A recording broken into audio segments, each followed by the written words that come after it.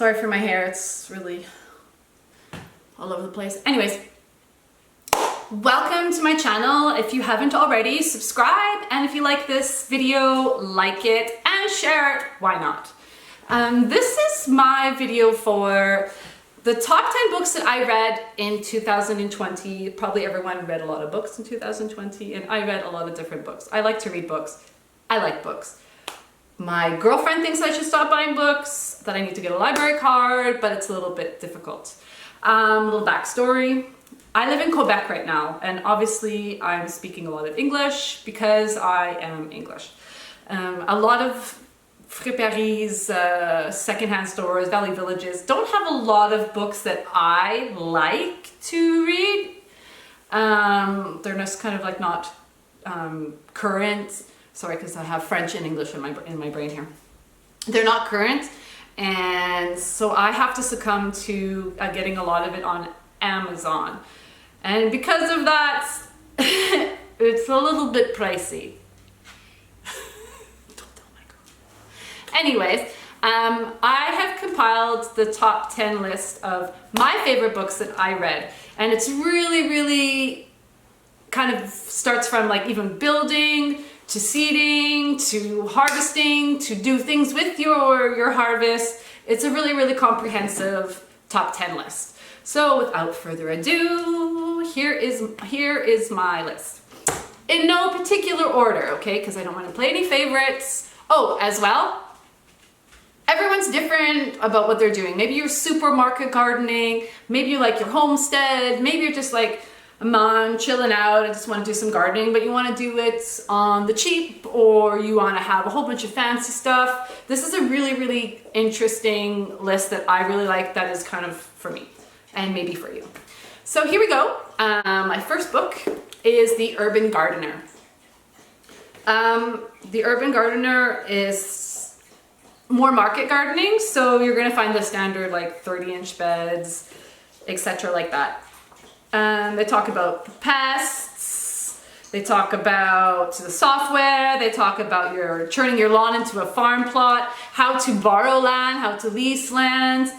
It's an interesting book if you're wanting to have a little bit more of the details about how market gardening works, and then when you're harvesting, how to dry it, how to wash it, how to market, all of that. So this is it's interesting to get you started in the kind of the market gardening world, if that's kind of where you're wanting to head. As well, it has, I think that every book like this should have it, but it has really awesome glossy photo pages, which I really like. I think they should be a must-have. Anyways, you see photos of him like harvesting microgreens, harvesting his radishes, cleaning them, washing them, fluffing them, drying them. I love photos in books. I think that everything should have them. Anyways, this is one of the books that get it. Just get it. Number 2, no order, is, or maybe I should have an order. Should I have an order like of starting and then going? I should have done that. Anyways, whatever. I like this book because I love doing alternative medicine. And if you want to take care of your family with the herbs that you're specifically growing for making tinctures and syrups, if your kids have a cold, obviously keep on saying kids because I have kids, teas, all of that stuff, making oils. So I'm just going to kind of read the back here really quick. Which I just see the first one on page 63 that I should probably make for creaky bones. It's a cayenne rub. I got arthritis everywhere, my friends. I would do some different kinds of salt, making tinctures, anything for when you're cold, face creams, baths, teas, tonics. There's a fire cider recipe in here. Every, how to make I can't, that's not slabs, I'm probably sure that's how you say it. But this book, I think, is a must-have for all of those moms who super like to do it themselves, like me, and not have to go to the pharmacy. This is the book for you moms. This one right here, without a doubt. Next! I not have a greenhouse. You all know that. I love to read this book. I didn't use every single thing that was in this book, but it gives you, opens your mind about different things that you could do. So this is the year-round solar greenhouse, how to design, build, and all of that jazz. Different setups of greenhouses to like just, you know, making something to awesome ones that you would like to produce a lot of food, like for market gardens and things like that. So it's gonna have to like the construction basics, what you kind of need for the frame. But but in this book they don't have color, but they do have diagrams on how to, like hand diagrams about how to, just let me find you one. Oh, here's one. Little hand diagrams, like what's going on with the temperatures, the soil, how to insulate all of that. This is a really, really interesting book. Oh, sorry, it does have color. Oh my God, I lied. So it has only a few pages of different kinds of greenhouses, how they're designed, why they're designed. You just don't want to put a greenhouse in the middle of just whatever. You have to kind of have a plan with it. North, east, west, south, all of that good stuff. This is a good one. Here's another one. After you have harvested, this is called Drink the Harvest, where you can learn how to make your own juices, wines, teas, ciders. And again, I love these pages. They're like those glossy pages and so nice, with lots of really beautiful photos. But I think this is really important to show people, like, this is what it looks like in the book, because on Amazon, you can't look at everything. So as I said before, these are the kind of books that it's hard for me. I just kind of I'm going to try it out, see how it is. And like I said, these are my books that I bought a lot more books than that. I buy a lot of books. It's crazy. But these are the top 10s that I've picked out. And this is another one of those for those moms who like to do it themselves. This is one of those ones. Or anyone, a dad too. I'm not excluding the dads. I'm just, because I'm a mom. For people. Everyone, this is a good one. That was number 4. Number 5 is Persevering Your Harvest. This one is super awesome too. How to can, how to freeze, how to dehydrate. I love my dehydrator. How to ferment your garden's goodness. This one has a foreword by Joel Salatin. I hope I said your name right, but I know he's that real famous farmer guy. But this is another one of those awesome glossy pages with lots of cool photos, with lots of information, and it's easy to read, and it's fantastic. This is one I think I'm going to say for each book you need to get it, but those ones are awesome books. Here's the Backyard Homestead, different projects, 40 projects for building. So you got some garden structures, your fencing, your chickens, sheds, solar and wind power, aquaponics, hydroponics, building beehives, and plumbing and wiring for backyard homesteaders. Again, this is one of those glossy pages with lots of beautiful colored pictures. Look at that. So it's a really easy to read, step by step. Doesn't take forever. You don't need to read it 5 million times just to understand what it's saying. This is a really good book if you're wanting to build some structures by yourself in your backyard, in your homestead, your little farm, whatever you want to call it. As you can see from the post-it notes, from this number 1, 2, 3, 4, 5, 6, 7, I should have just counted backwards when I the 7th book. It's called The Backyard Homestead. Produce all the food you need on just 1/4 of an acre. I'd have to say that there's a little journal that you can buy separate from this. I have it. It just kind of sits there. But this book is awesome. But if you're asking me about the journal part, I'm giving my honest opinion. It's just sitting there, and I tried to write into it, but it's just not, it's not grabbing me. You know what I mean? This is one of those books that you just, look at me writing in it everywhere. It talks about everything about cows. I'm pretty sure it talks about cows. Drying fruits, making herbal vinegars, making beer, how to cut up a chicken if you are growing your own chickens and harvesting them.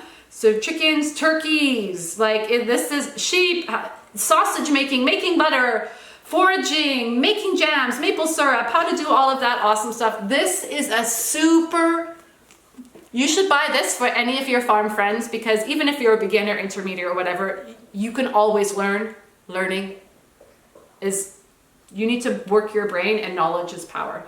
So this is a really, really, really good book.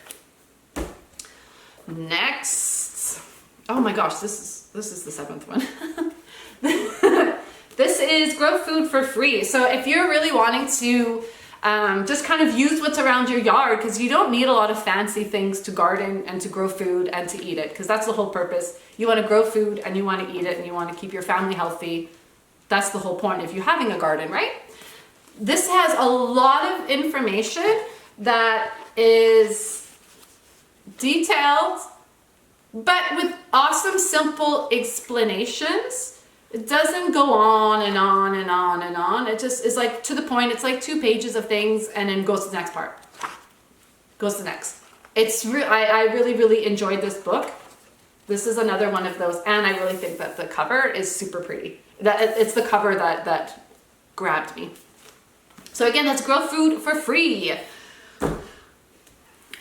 The number 9, oh my god, that was number 7. Number 9 is the Backyard Homestead. This is kind of like the sister book to the 40 Projects, and this is a really interesting book as well. It's about raising your vegetables and herbs, growing fruit trees, raising chickens, raising goats. I wish I could have goats. I would totally love to have goats. Beekeeping and harvesting, so again, making beer, jerky, ciders, jams, jellies, and building a root cellar. This is another one of those easy, detailed, simple kind of books that it's an awesome thing to have on your bookshelf. See that? Amazon can't do that, can it? Woo! This is another really great book. Last but not least, vertical gardening. You kind of have to have everything, right? You just can't read about just one thing. You need to read about lots of things. So vertical gardening is where it's at. In my greenhouse, I'm going to be doing a lot of vertical growing, because I have, my back wall is 12 feet high, which, and then it slopes down, and I think it was to 8 feet high. I have to measure that. I don't remember. I just know that my greenhouse is 10 by 17. I can't remember how high it was. We're not talking about my greenhouse. We're talking about books. I love books. And books, I'm sorry, I cannot read books on tablets.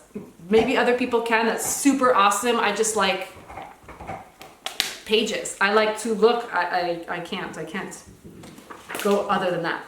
This book has a lot of I would say about 20 pages.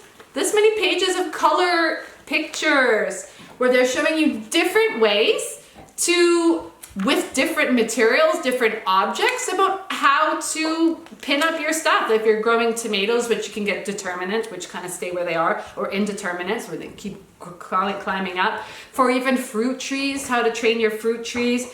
It gives you a little bit of, if you're getting spots and things like that on your leaves, what to do with that, about them. So it talks about flowers, fruits, vegetables, everything. Vining. This is another really great book, because don't forget, the world is not flat. We go up as well. So try some vertical gardening in your garden, your homestead, your farm, whatever you want to call it. It's all an umbrella term. You're growing food, whatever. Check this book out, and also, or check out other verticals, because everything's just not lying on the ground, right? You get a lot more harvest for less space. So if you have just less space, you can even do container with the vertical, so you're gonna get a lot more food, even if you're in an apartment or anything. Just because you have a land doesn't mean that you still can't grow on your balcony. There's lots and lots of options. So my friends, these are all of my top 10 books that are just, out of all of the books, I have a lot of books. It's really not, it's funny. These are my top 10 books, which I have and which I've all read and which I suggest to all of you. So if you're looking for these books, I left down in the description where you can find these books on Amazon if you're wanting to order them, or order for a friend, or order for a friend to borrow it. Who knows? Whatever you'd like to do. So that concludes my top 10 books of my 2020 reading, which you would want to read over and over and over again because these books are such great references.